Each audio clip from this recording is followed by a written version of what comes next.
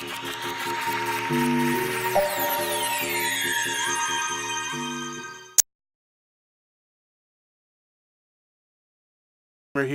I just want to take a second to talk about the rig that I use for gaming. You'll hear me mention it a couple times in my videos as a medium, describe it as a medium rig, and that's what I look at it as. As far as gaming goes, it's definitely a pretty simple setup, and a little above the average person's computer, but definitely not as far as gaming goes.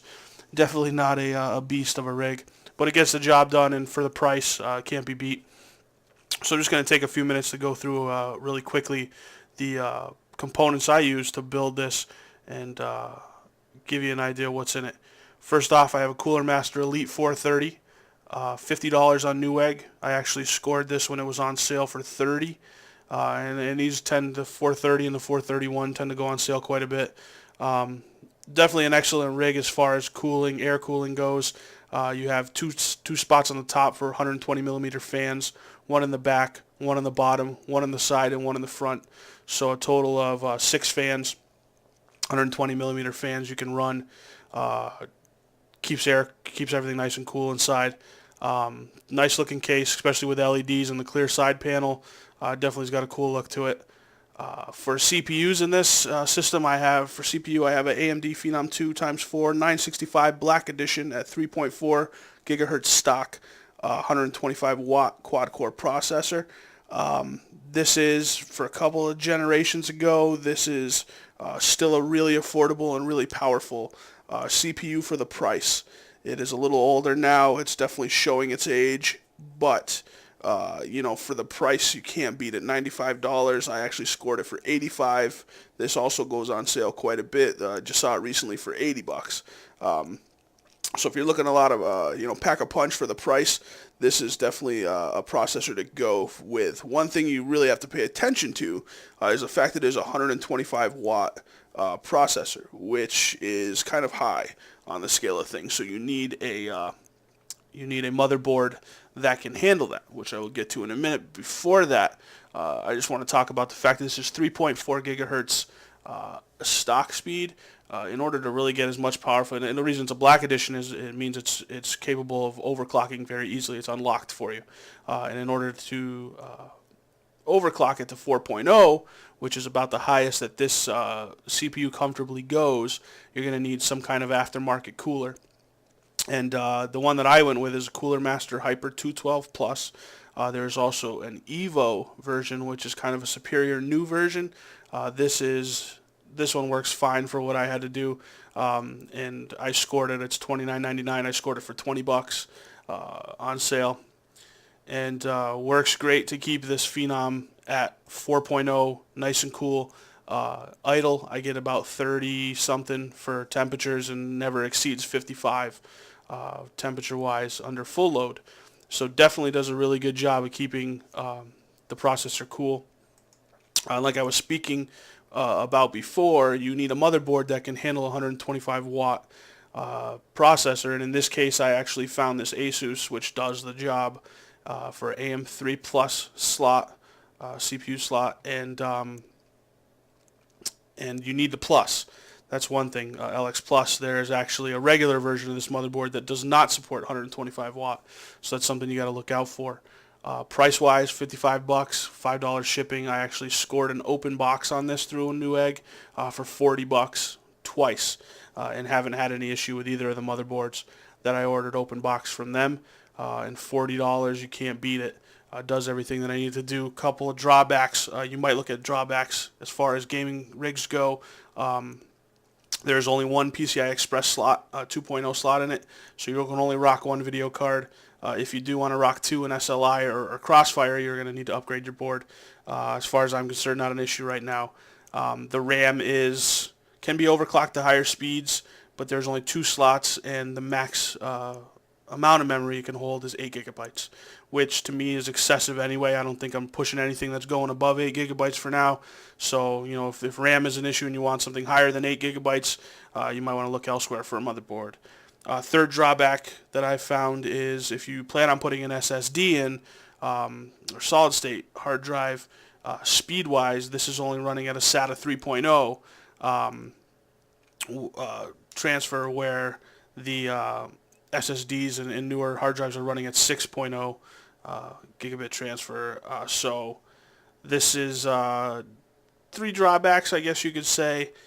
Maybe not to you, they're not really to me. The only thing I'm running to is I did put a SSD in this, and eventually, if I'm looking for another motherboard, I'm going to get something that has the higher, faster transfer rate. Speaking of RAM, I have Crucial Ballistix in mine. Crucial Ballistix Sport. I have this exact model right here, 2 times 4 gigabyte to give me the max of 8 gigabytes that the motherboard will handle at 130 or 1333 megahertz speed. Gets the job done, no complaints with that. I'm sure I could put faster RAM in there speed-wise. Eventually, I'll end up buying a new motherboard.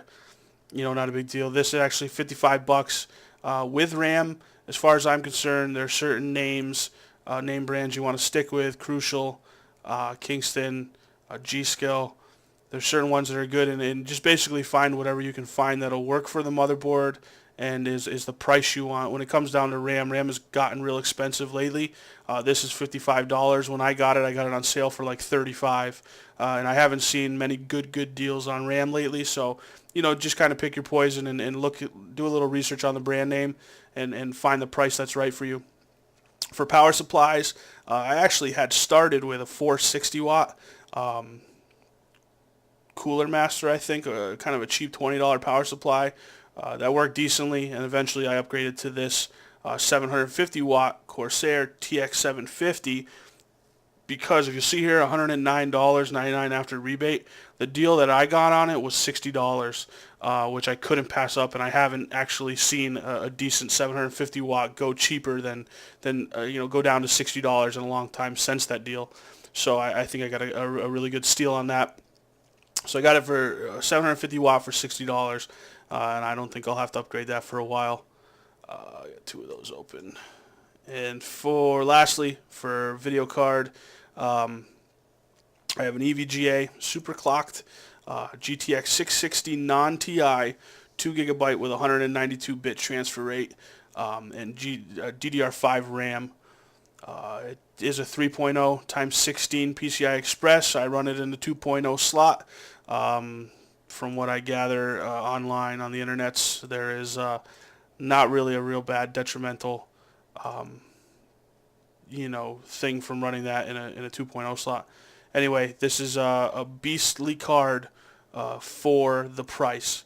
Is it the best card out there? No.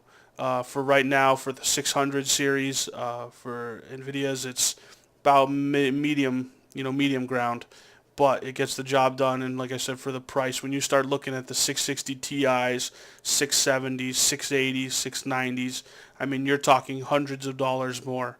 So for an affordable option to get into the newest generation of NVIDIA cards, GeForce cards, for the price, can't really go wrong. And like I said, I also have an SSD in there, 120 gigabyte Kingston SSD that I picked up for $80 on sale through Tiger Direct, I believe. And I have a old 1 terabyte hard drive, slow hard drive in there that actually my games are installed to. And I don't really see that big of a performance. I've tried, like certain games I've tried putting on the SSD as opposed to the old terabyte hard drive, and as far as loading times, maybe a little bit of a difference, but performance-wise in the game, no real big difference. So, hard drives aren't really a big deal, but I do recommend at least a small SSD to run the Windows operating system off of, just because it loads everything a lot faster. I can hit restart right now, and in 8 seconds I'll be back to the Windows desktop, and everything will be loaded. Here's a picture. Like I said, I rock the blue LEDs. Missing a couple fans. Like I said, I don't have 2 in the top, and I don't have 1 in the bottom, which I eventually will end up putting in. And on the side, I put a black one just to kind of keep the LEDs to a minimum because it does get a little bit bright. Xbox 360 controller I use to play a lot of games that I feel more comfortable playing with a controller, and the Turtle Beach X12s headset, which I had originally bought for my Xbox 360 when I had one, and they also work for the PC. So when I ditched my 360, they made their way over to the PC, and I've been primarily gaming on the PC since then. The Turtle Beach headphones, I cannot say enough about. I cannot say enough about them. They are probably the best thing. I got them on sale for $30 at Toys R Us, I believe. They had an online sale for $30. They're normally $60. I would gladly pay $60 for another set if I needed them. They are they're the best invention since sliced bread, basically. I could not game without them, being that I have a 2-year-old and a wife who doesn't want to hear me gaming anyway. Just the fact that that they sound so good, the comfort of them, I could play for hours and it doesn't even bother me. So I highly recommend Turtle Beach headphones if you get a chance to pick some of those up. There's X11s or Z11s or X11s that are made for PC, but the X12s are a little higher level and they'll work for the PC or Xbox, and they're powered right off of USB. Powered off USB, but you do need a headphone jack in the back of the computer as well. So that's my rig. That's what I play on, just to give you some kind of a rundown of what I use on a daily basis for gaming. As far as upgrades and what I expect to upgrade in the future, by the end of the year, the only thing by the end of the year that I think I'm going to invest in is a new CPU, a new processor. I'm looking to move because I think the Black Edition, while it is a powerhouse for the price and for being a generation old, it's showing its teeth a little bit, and it's a little getting long in the tooth is what I'm trying to say. Not showing its teeth. If it shows its teeth, you got a different issue. But it actually works really well for what I want it to do right now. But I think if I were to update the CPU, upgrade the CPU, I would have a lot better performance.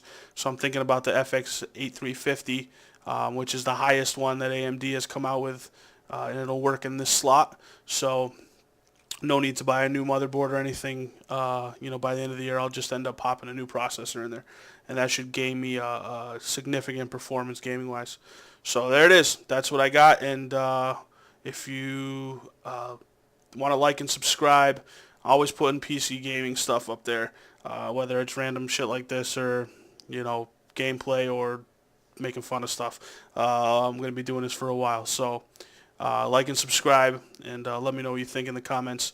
But everybody's got opinions on how the build systems, and I understand this is not an i7 GTX 690 super powerhouse beast computer. This is just to give everybody an idea of what I play on, looking for an affordable system and something that'll still get you performance in games.